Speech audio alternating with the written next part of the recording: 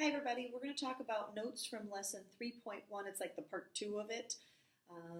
We are going to be focusing on the vocabulary words of a simplest form. We are going to be expected to identify terms and like terms as well as simplify algebraic expressions. So the first thing you need to make sure you understand for the notes would be the simplest form's definition.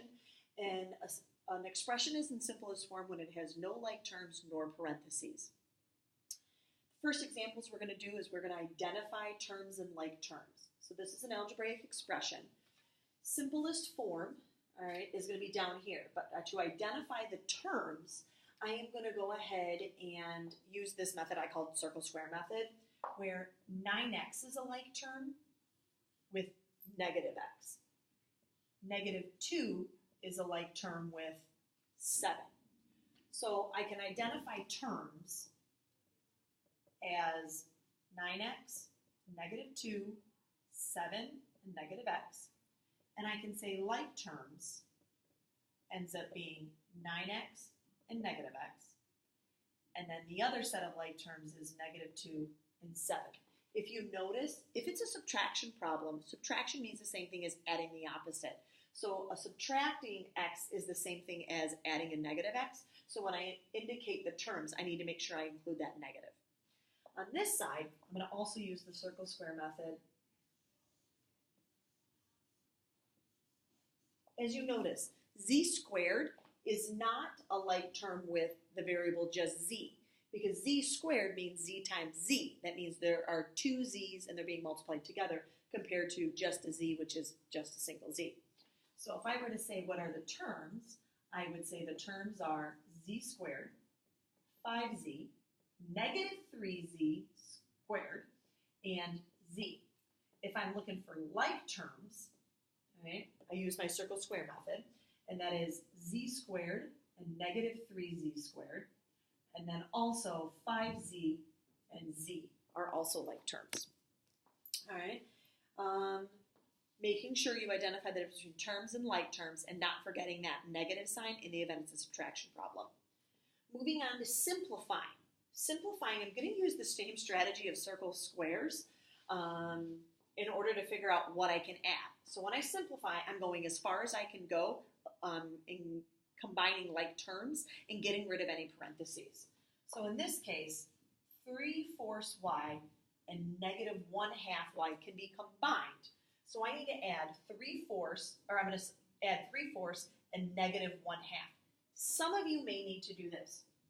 3/4 plus negative 1/2, and you may need to do this still and combine like terms and do it like this in order to get 1/4 y. Some of you are able to look at 3/4 y and a negative 1/2 y and immediately go to 1/4 y. That's okay. If you can't, doodle on the side. And then I have positive 12 and negative 6 for plus 6. And that is in simplest form. So I identified circle squares based on like terms, and then I combined those like terms, possibly doodling on the side, to get a simplified expression that has no like terms nor parentheses. For this problem, before I can go ahead and use the circle square method, I need to distribute the negative 1/2 in front of the parentheses. So I'm literally going to multiply negative 1/2 to each term inside the parentheses using the distributive property. So I want what is negative 1/2 of 6n. Well, what's 1/2 of 6? 3. So it's negative 3n. What's negative 1/2 times 4, or 1/2 of 4, negative 1/2 of 4, is negative 2 plus 2n. This negative 1/2 is only being distributed to the terms inside the parentheses. Now I can use my circle square method. These are like terms, so I've squared them. I have 3 negative n's and 2 positive n's for an answer of negative n minus 2.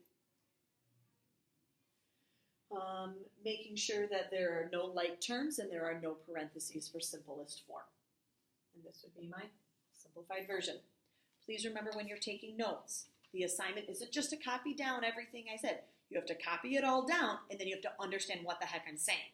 So some of you are going to watch the whole thing and then go back and take notes. Some of you are going to take notes and then go back and watch the thing. Some of you are going to hit the pause, play method, but the bottom line is you need to make sure you understand what I said. Some of you, if you need to, after watching the video a couple times, shoot me an email and ask me a question. Those are all things you should be doing when you're taking video notes in your green spiral in the second section called Notes. Have a good one.